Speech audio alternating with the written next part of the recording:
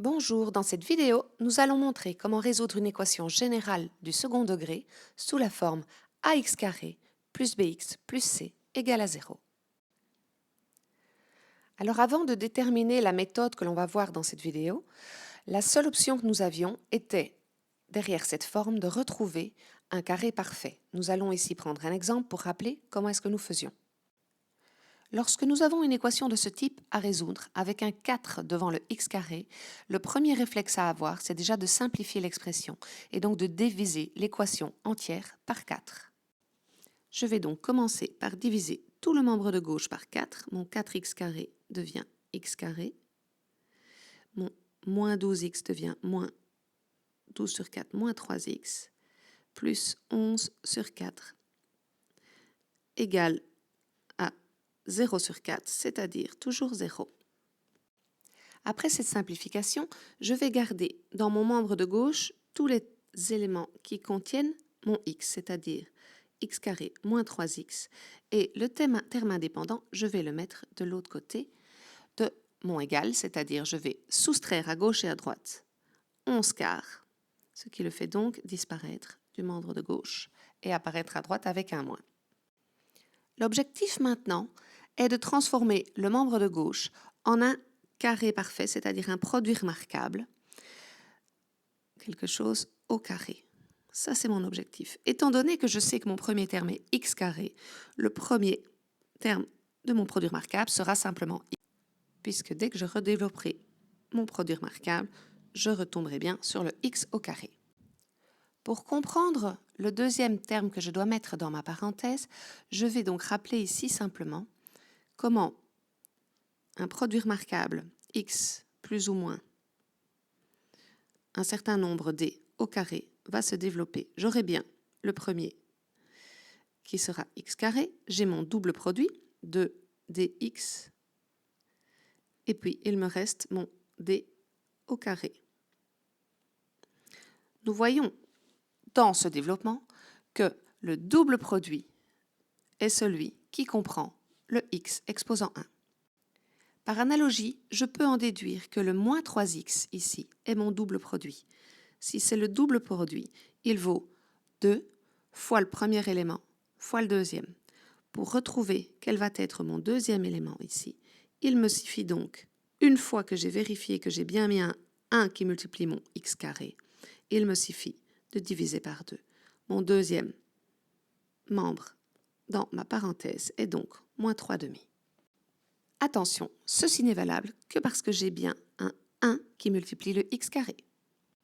Maintenant que j'ai trouvé tous les éléments de mon produit remarquable dans ma parenthèse, je vais redistribuer pour vérifier que j'ai bien tout ce qu'il me faut. Le premier élément au carré, x au carré, est bien présent dans la ligne du haut. Mon double produit, moins 2 fois 3 demi fois x, me ramène bien sur mon 3x. Je vois alors qu'il faudrait, pour que mon carré soit correct, que je rajoute le 3 demi au carré, et là, j'aurai totalement mon produit remarquable. Je ne peux bien entendu pas décider d'ajouter comme ça 3 demi au carré sans changer mon expression. Puisque je l'ai rajouté à gauche et que ça doit être égal au membre de droite, je dois donc également le rajouter dans le membre de droite. Nous pouvons donc maintenant compléter totalement l'équation. Les trois termes du membre de gauche sont bien maintenant remplacés par le produit remarquable. On peut donc écrire égal, et le membre de droite, nous n'avons plus qu'à calculer, moins 11 quarts plus le 3 demi au carré, ça fait moins 11 quarts plus 9 quarts, ça nous fait moins 2 quarts, c'est-à-dire moins 1 demi. Nous voilà donc à l'étape finale de notre résolution. Nous avons un carré égal à un nombre négatif. Ceci est tout simplement impossible. Solution, ensemble vide. Nous allons agir selon la même méthode pour une équation générale du type ax carré plus bx plus c. La première étape, nous l'avons vu, est de ramener un 1 devant le x carré. Donc nous allons tout diviser par a, ce qui nous laisse x carré plus b sur a fois x plus c sur a que je vais directement soustraire à gauche et à droite pour mettre de l'autre côté de l'équation. Je vais maintenant chercher le produit remarquable qui correspond à ce début de membre de gauche. Je vais donc nécessairement avoir un x, j'ai bien un x carré quand je le développerai. Entre mes deux éléments, j'ai le b sur a qui est mon double produit, qui doit donc être divisé par 2. J'aurai donc plus b sur 2a. Si je veux redévelopper ce produit remarquable, je vois donc que je dois rajouter le b sur 2a au carré. À nouveau, si je le rajoute dans le membre de gauche, je dois donc également le rajouter dans le membre de droite. Le premier membre de mon équation est donc complet. Je vais simplifier le membre de droite. Je vais commencer par le positif et je vais développer mon carré. J'ai donc b carré sur 4a carré. Et j'ai moins c sur a qui est toujours dans mon membre de droite. Nous avons vu dans l'exercice introductif que ce membre de droite est important, car s'il est négatif, je suis arrivé donc à une solution impossible. Je pouvais donc conclure dans certains cas. Je vais donc simplement réécrire ce membre de droite. Donc je reprends le membre de gauche sans le changer. Et le membre de droite, je vais le simplifier en mettant tout sur le même dénominateur. Le plus petit dénominateur commun est donc 4a carré. Mon premier élément ici reste b carré. Par contre ici, je n'avais que a. Je dois donc multiplier par 4a. 4a fois c. Alors on a un membre de droite qui paraît assez compliqué. Donc on va essayer d'aller un peu se simplifier l'expression. Et tout ce qu'il y a ici au-dessus, on va lui donner un nom. Et on va dire, on va poser. Ça veut dire que l'on décide de lui donner un nom. On va décider que ceci, on va l'appeler delta, de la lettre grecque delta. Je vais donc maintenant réécrire mon expression simplifiée.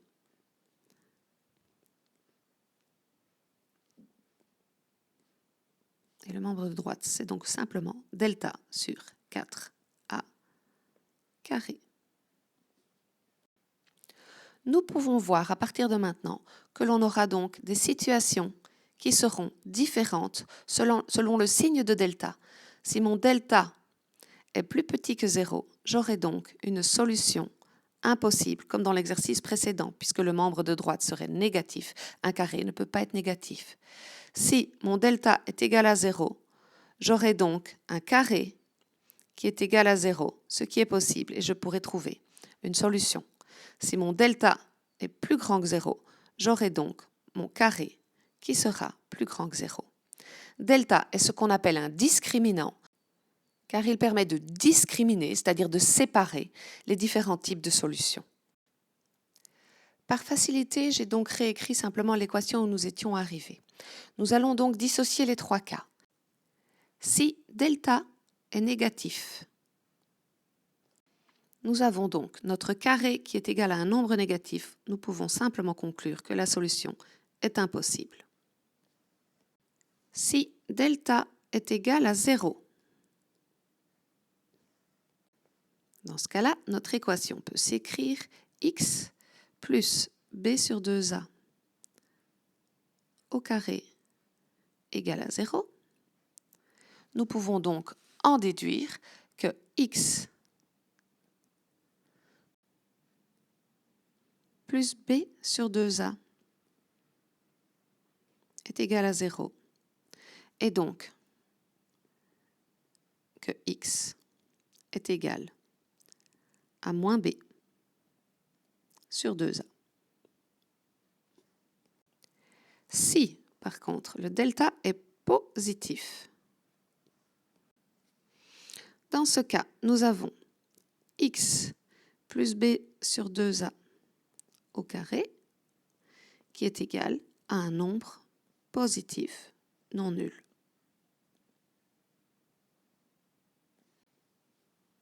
Nous pouvons en déduire que x plus b sur 2a est égal à, et attention, c'est là qu'il ne faut pas se tromper, si je fais la racine carrée du membre de droite, j'ai bien deux solutions possibles, plus ou moins la racine carrée du membre de droite. Il est important de ne pas oublier la solution négative. En effet, 3 au carré vaut 9, mais moins 3 au carré vaut également 9. Et résoudre une équation, c'est trouver toutes les valeurs possibles de x, qui vérifie l'équation. Je peux maintenant isoler mon x, puisque c'était l'objectif de ma résolution. Si je ne garde que x à gauche, je soustrais dans les deux membres b sur 2a, il disparaît de gauche. Par contre, j'ai donc moins b sur 2a dans le membre de droite. Et je peux avoir plus ou bien moins, ce sont donc bien deux solutions possibles. Je vais réécrire ça autrement, racine carrée de delta sur 4a carré. Je vais simplifier le dénominateur en mettant simplement 2a.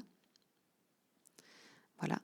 Et donc, mes deux solutions possibles, puisque j'ai le même dénominateur ici, si je mets tout sur 2a, je peux donc simplement exprimer le numérateur comme étant moins b plus ou moins racine carrée de delta.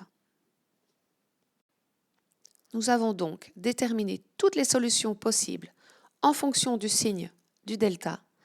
Toutes ces solutions, quelle que soit l'équation, ax carré plus bx plus c égale à 0. Alors on pourrait penser que tout ça paraît bien compliqué pour développer nos solutions. Rappelez-vous malgré tout que sans avoir une autre méthode, la seule chose que nous devions faire, c'était retrouver un carré parfait dans notre expression, ce qui est quand même loin d'être évident.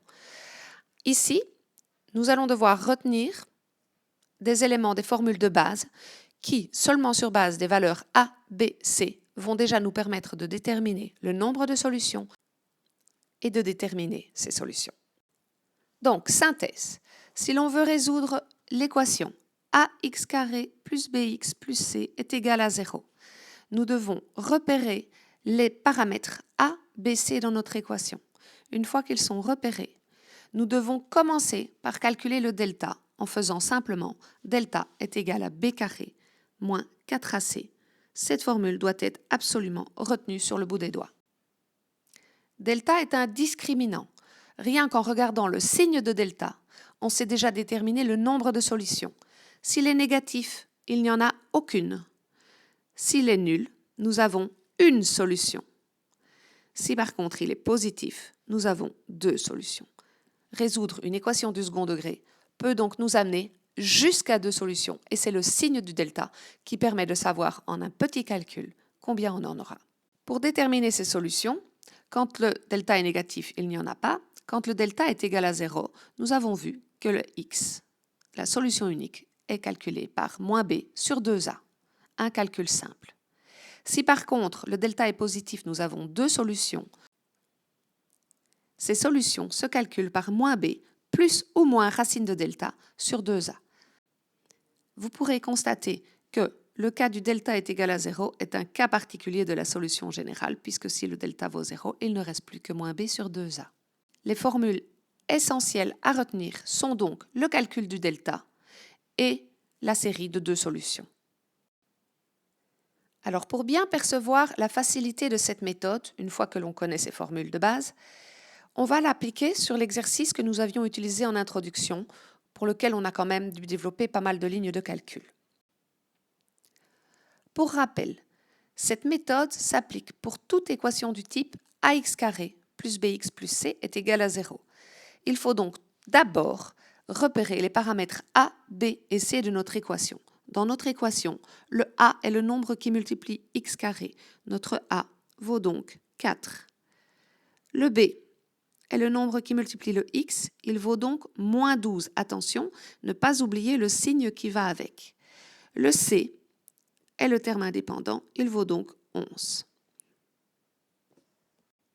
Ces trois paramètres étant clairement établis, on peut donc simplement calculer le delta. Delta est égal à b carré. Mettez-le bien entre parenthèses, sinon erreur de calcul à cause des signes. Le carré est sur le moins également. b carré moins 4 fois a fois c. Si l'on fait ce calcul, nous arrivons à moins 32. Moins 32 est plus petit que 0. Nous pouvons donc simplement conclure que la solution est impossible. Terminé. Vous voyez donc que cette méthode a pris du temps à être développée, mais une fois qu'elle est connue, elle est très facile à appliquer. Nous allons prendre un autre exemple pour lequel il y a des solutions, comme ça on peut aller jusqu'au bout. Nous avons toujours dans cet exemple le A qui vaut 4. Notre B vaut toujours moins 12, mais cette fois-ci, notre C vaut moins 11. Première étape, le calcul du delta. Delta est égal à B carré moins 12 au carré moins 4 A. Le C, on le met bien entre parenthèses puisqu'il est négatif. Ceci nous fait 320. Nous savons donc à ce stade que comme le delta est positif, nous aurons deux solutions.